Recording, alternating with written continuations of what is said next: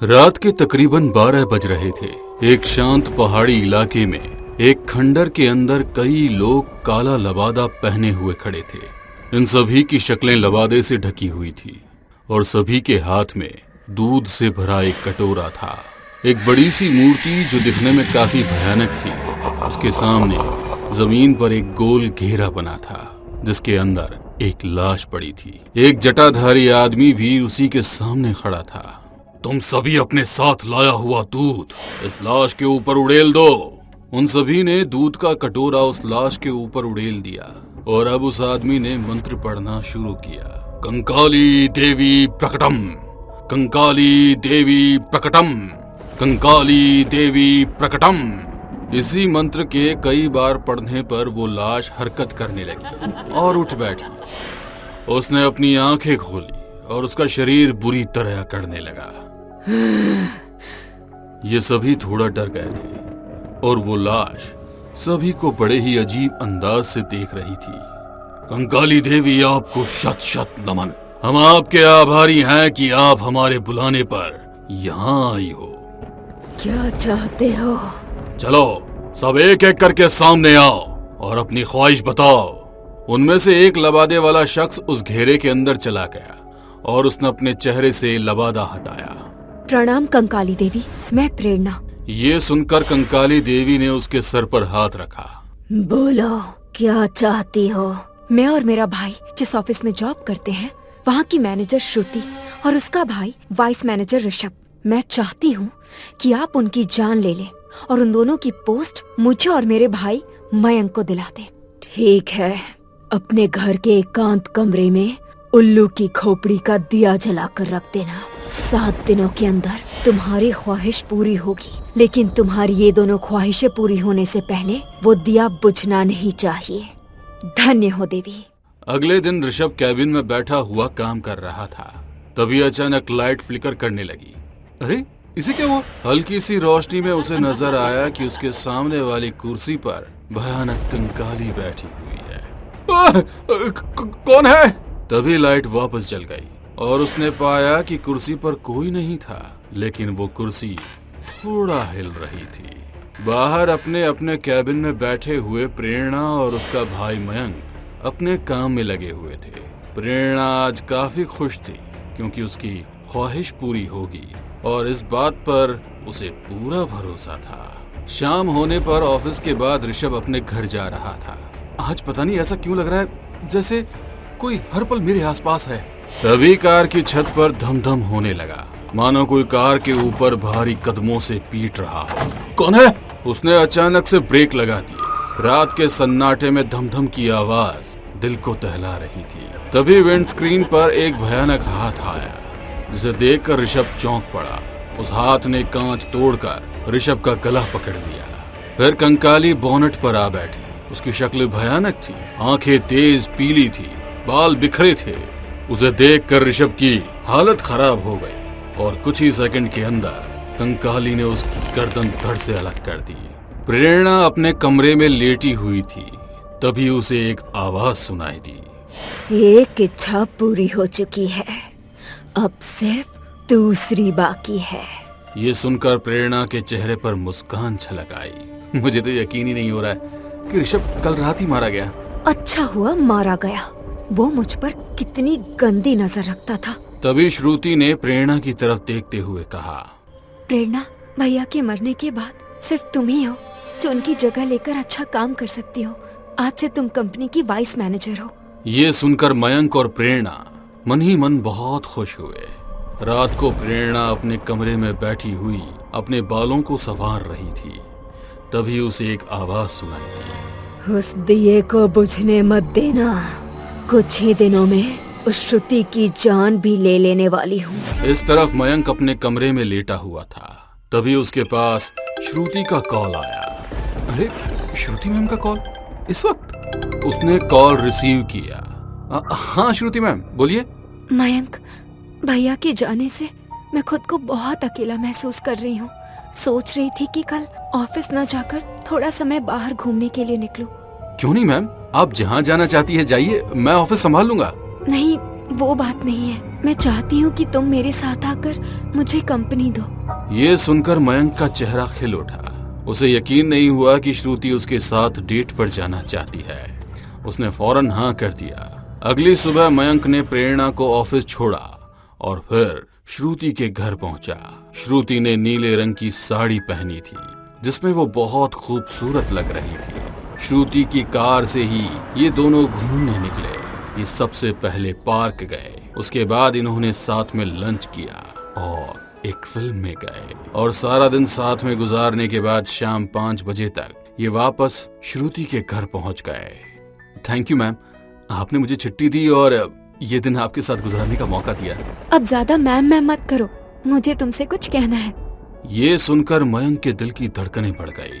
प्रेरणा जब घर पहुंची तो रात के 8 बज चुके थे। तभी दरवाजा खुला और मयंक घर के अंदर आया। भैया कहाँ थे आप? अरे प्रेरणा, तुम्हें कैसे बताऊं कि आज मेरी जिंदगी का कितना खूबसूरत दिन था। क्या हुआ ऐसा भैया? आज मैं पूरा दिन श्रुति मैम के साथ था और शाम को उन्होंने मुझे अपने दिल की बात भी बताई। वो मुझसे प्यार करती है। क्या? ये कहकर मयंक प्रेरणा के गले लग गया और प्रेरणा को समझ नहीं आया कि ये सब कैसे हो गया। अगले दिन श्रुति ने प्रेरणा को कैबिन में बुलाया। ये सुनकर प्रेरणा को झटका सा लगा। यस मैम, आपने मुझे बुलाया? मैम नहीं, आज से सिर्फ भाभी बुलाना। मुझे पता है हम दोनों भाई बहन तुम दोनों से बहुत रूड रहते थे, लेकिन भैया के मरते ही मैं कब मयंक से प्यार कर बैठी मुझे पता ही नहीं चला। मैं अगले महीने मयंक से शादी करने वाली हूँ। कंपनी का आधा शेयर उसके नाम करने वाली हूँ। ये कहकर श्रुति प्रेरणा के गले लग गई। प्रेरणा को अब अपनी गलती पर पछतावा हो रहा था। घर आने के बाद भी वो उसी सोच में डूबी हुई थी। भैया और श्रुति एक दूसरे को कितना चाहते हैं। वो मुझे भी कितना पसंद करने लगी है और मैंने श्रुति की जान पहले ही खतरे में डाल दी। अब मैं उसे कैसे बचाऊंगी? श्रुति अपने कमरे में सो रही थी। तभी एक भयानक हंसी की आवाज से उसकी आंख खुल गई। वो उठी तो उसने पाया कि कंकाली ठीक उसके बेड के पास खड़ी हुई है। श्रुति फटी आंखों से उसे देख रही थी। इससे भयानक चेहरा उसने आज तक नहीं देखा था। डर के मारे उसकी सांस गले में ही कहीं अटक रह गई थी। वो उठकर कमरे से निकलकर कॉरिडोर में भाग गई। तभी कंकाली के पैर अपने आप हवा में उठ गए और वो तेजी से श्रुति के पीछे उड़ती हुई उसका पीछा करने लगी। श्रुति उससे बचने के लिए बहुत तेज भाग रही थी। भागते भागते वो कॉरिडोर में लगी एक खिड़की से घर के बाहर गार्डन में जा गिरी और तभी बेहोश हो गई। अगले दिन सुबह सुबह ही श्रुति मयंक के घर आ गई। क्या हुआ डार्लिंग, इतना डरी हुई क्यों लग रही हो? कल रात मेरे घर एक बहुत ही भयानक सी औरत मेरे पीछे पड़ गई थी। मुझे बहुत डर लग रहा है। मयंक श्रुति को समझाने लगा कि उसने कोई सपना देखा होगा। प्रेरणा श्रुति के डरे चेहरे की जिम्मेदार खुद को ही मान रही थी और उसको बहुत बुरा लग रहा था। उस दिन श्रुति सारा दिन डिस्टर्ब रही और शाम को ऑफिस खत्म होने के बाद उसने मयंक और प्रेरणा से कहा, तुम दोनों भी आज मेरे घर पर मेरे पास रुक जाओ। मुझ में अकेले रुकने की हिम्मत नहीं है। अब ये तीनों श्रुति के घर पहुंचे। एक कमरे में प्रेरणा ठहर गई और श्रुति के कमरे में उसके साथ मयंक ठहर गया। रात के ठीक 2 बजे कमरे की खिड़की खुली। एक धुआं अंदर आया और उसने कंकाली का रूप ले लिया। श्रुति के कानों में आहट पहुंची और उसने आंखें खोल ली। उसके चेहरे के बिल्कुल करीब वो खौफनाक चेहरा था। क्या हुआ श्रुति? तभी कंकाली गायब हो गई। श्रुति का शरीर बुरी तरह अकड़ गया। उसके हाथ और पैर अपने आप पीछे की तरफ जैसे कोई उसके शरीर को तोड़ मरोड़ रहा हो। मयंक, मुझे बचा लो। श्रुति, ये तुम्हें क्या हो रहा है? उसकी चीख पुकार सुनकर प्रेरणा भी वहाँ आ पहुँची। भाभी? श्रुति चीखती चिल्लाती बिलखती, लेकिन मयंक उसकी कोई मदद नहीं कर पा रहा था। तभी एक अदृश्य शक्ति ने उसके बालों को पकड़कर उसको जमीन से हवा में ऊपर उठा दिया। श्रुति की ये हालत देखकर प्रेरणा को बहुत बुरा लग रहा था। भैया मुझे माफ कर देना। भाभी की इस हालत की जिम्मेदार मैं ही हूँ। ये तुम क्या कह रही हो? श्रुति को नीचे लाने में मेरी मदद करो। मयंक श्रुति के पैर पकड़कर उसे नीचे लाने की कोशिश कर रहा था। अब प्रेरणा वहां से निकलकर कार में बैठी और अपने घर की तरफ निकल गई। मयंक ने श्रुति को नीचे खींच लिया और वो दोनों एक साथ जमीन पर गिर गए। श्रुति, तुम ठीक तो हो ना? तभी कमरे में फिर से काला धुआं फैला और कंकाली अब इन दोनों को दिखाई देने लगी। Oh my God! उसने मयंक को एक तरफ धकेल दिया और फिर श्रुति की गर्दन पकड़कर उसको कमरे के बाहर फेंक दिया। श्रुति! मयंक श्रुति के पास पहुंचा तो कंकाली ने उसके घुटने पर पंजा मारा। अब कंकाली ने श्रुति की गर्दन पकड़कर उसके चेहरे पर अपने पैने नाखूनों से हमला किया। इस तरफ प्रेरणा भी अपने घर पहुंच चुकी थी। उसने कमरे को खोलना चाहा तो लॉक जाम हो गया। ये खोल क्यों नहीं रहा? कंकाली ने एक हाथ से श्रुति की गर्दन पकड़ी थी और दूसरे हाथ को हवा में उठाया। उसके पंजे के नाखून तेजी से बढ़ने लगे और अब वो चाकू के जितने लंबे हो गए थे। श्रुति की आंखें उन्हें देखकर फटी जा रही थी। उसे पता चल चुका था कि उसका अंतिम समय आ चुका है। उसने डर से अपनी आंखें बंद कर ली और ये कंकाली भी चीखते हुए उसके पेट में पंजा मारने ही वाली थी कि तभी दूसरी तरफ प्रेरणा ने दरवाजा खोला और कमरे में घुसकर उस जलते हुए दिए को बुझा दिया। तभी कंकाली को इस बात का पता चल गया। उसने श्रुति को छोड़ दिया और वहां से गायब हो गई। श्रुति, तुम ठीक तो हो ना? श्रुति ने कसकर मयंक को गले लगा लिया। उसका शरीर अभी भी कांप रहा था। इस तरफ प्रेरणा भी उस अंधेरे कमरे में सुकून की सांस ले रही थी। तभी कंकाली उसके सामने प्रकट हुई। तूने दिया बुझाकर उसे तो बचा लिया, लेकिन अब तेरी जान खतरे में है। मुझे पता था श्रुति की जान बचानी है तो मुझे अपनी जान से हाथ धोना पड़ेगा। मैं तैयार हूँ।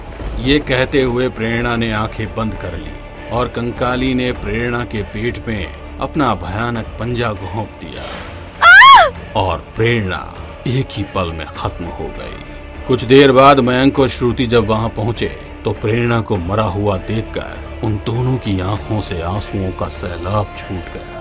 प्रेरणा के अंतिम संस्कार के 1 महीने के अंदर उन्होंने शादी कर ली और अपनी जिंदगी खुशी खुशी जीने लगे। लेकिन वो भयानक औरत कौन थी और उस रात प्रेरणा ने अपनी जान देकर श्रुति की जान कैसे बचाई, ये बात इन दोनों को आज तक समझ नहीं आई।